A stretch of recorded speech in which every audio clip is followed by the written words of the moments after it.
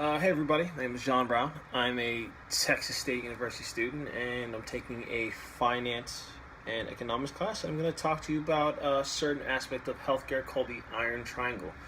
So the Iron Triangle has 3 points: cost, quality, and access. And the way they interact and influence each other is often a representation of our current healthcare system, about like what, when, why, or how different aspects of healthcare can influence separate but still relatable, aspects of healthcare. So let's get started. So as I mentioned, the 3 points: cost, quality, and access. So cost is obviously the cost of healthcare, and that can vary based off location, desired treatment, things of that nature. Currently, our issue with cost is that we spend way too much on it. And I've kind of look on Wikipedia. It says that we spend $3.2 trillion combined in total, of course, across all aspects of avenue of healthcare, dollars on healthcare. And for being one of the most developed countries, definitely being a world power, that's far too much. Other well-developed countries and even some underdeveloped countries don't spend the amount of money that we do on the cost of healthcare. And so changing that part of the Iron Triangle would inadvertently change others. So for example, some say that if you were to, let's say, increase the overall cost of healthcare, that would then inadvertently or technically directly relate the access of healthcare. So higher cost means less people can afford it, which would then reduce access. However, the same argument can be made that a higher cost could then relate to a higher quality of healthcare. So these two can be directly related. The increase of one could increase this, but it could change a completely other aspect of another part of the triangle. And since I'm speaking on other parts of the triangle, I'll move along. Quality is the next aspect of the Iron Triangle. Quality can be depicted in different ways, obviously. One of them being what type of care are people receiving? Are the doctors, physicians well educated? Are the treatments that they're performing successful? Are they kind of in essence half-assed? That would kind of represent quality. It can be as little as bedside manner. Is my doctor pleasant, kind, or nice to me when I'm speaking with him, or my nurse for that matter? Any medical practitioner. That would be quality. Next would be access. So access is who can access healthcare. So obviously, if I'm Bill Gates and I needed a procedure done, I could obviously pay out of pocket for it, and that wouldn't be an issue. If I'm Bill Gates, I have access to healthcare. However, someone who is unemployed or I'll say underemployed, meaning that they have a job, but the job they have pays very little. They doesn't offer health insurance or any kind of health care for that matter related to the job. That would in a sense be underemployed, and that would then prevent access. So if I don't make enough money to go to a doctor to pay for a treatment, then that reduces my access.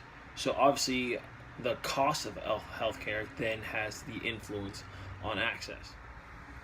Coincidentally, the Affordable Care Act, known to some people as Obamacare, tried to tackle the 2 points of the Iron Triangle essentially at the same time, both cost and access. Essentially, via its name, affordable, trying to make healthcare more affordable for the majority of U.S. citizens and also increase access for more U.S. citizens. So, but that kind of had a weird impact on the healthcare system as a whole, because it was assumed that there would, of course, be like a large influx of gathering of people who didn't have access before, but have access to healthcare now, and that could technically put a strain on.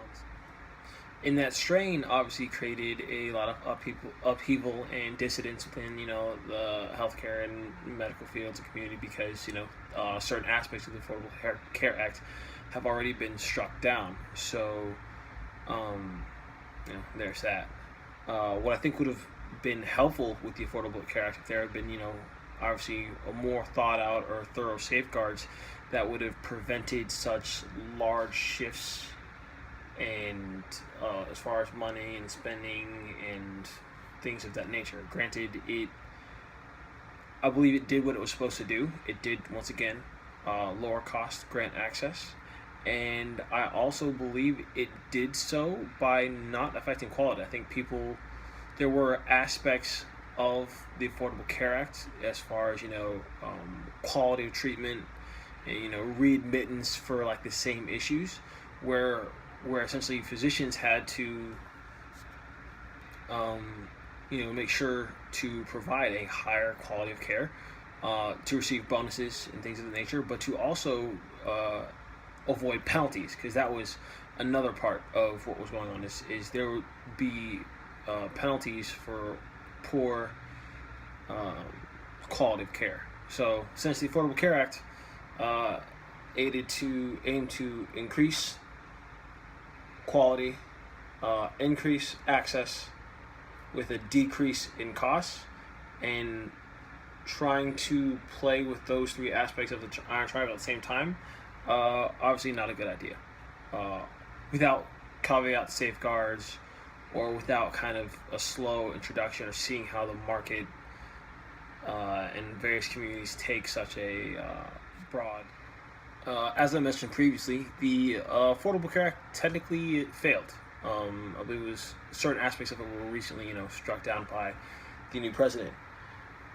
That being said, even though it may have failed as an act and as a system, I believe it was a step in the right direction with regards to a moral obligation to citizens of the nature. If less developed countries and other well-developed countries can create healthcare systems that allow ease for access, limited cost, and still reasonable quality, I believe that's something America can strive to shoot for. It's definitely a goal to keep in mind.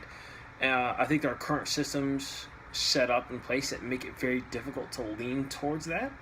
Understandable, but that's why it's so important to change. One of my favorite aspects of the Affordable Care Act was that individuals who had an illness or disease could not be denied care based off that illness or disease. So if I let's say today I find out I have cancer, and then I want to go get health insurance because I have cancer and I want treatment, and I have to deal with that and do my best for myself and my family, I can't be denied care. Prior to the Affordable Care Act, that was not the case. Pre-existing illnesses or health insurances could deny coverage and care to individuals with pre-existing illnesses, and I thought that was kind of what I would call as a future healthcare professional. Healthcare professional and leader, I hope to implement policies, rules, and practices, in the not so distant future that will allow me to, if not break the rules of the Iron Triangle, maybe bend them a little bit. I see no kind of qualms with our current quality of healthcare. Big qualms at least. Like, I believe America has the ability to execute and give dang near perfect quality of care to anyone who kind of comes into interact with a medical related or healthcare related institution or organization. I believe access is our biggest issue. I believe in access for all, and I would like people, whether they're employed, underemployed, or unemployed, to have access to said quality healthcare, regardless of that, I think that's something as a nation that we could do. Cost, once again, that kind of plays into relationship with access. Um, they costs can be tackled differently. It can be cost shifting, or so on and so forth. I believe in one of our previous assignments, we were asked if if I'd be willing to pay 25% of my income towards healthcare, and my response to that is, with our current fragmented system, no. I think that's kind of weak. But for a system that involved healthcare for all, yeah, I'd be willing to put that up, because if everyone was willing to give 25%, or just give a little and equally, because we don't all make equal sums of money. There are people who make, once again, Bill Gates reference, his 25% of his income that he gives is a lot larger than whatever 25% I'll give currently. And so if we're all able to and willing to give more, like what occurs in other nations and countries, I think that could really allow positive change and impact with regards to our healthcare, with regards to decreasing cost and increasing access. So, yeah.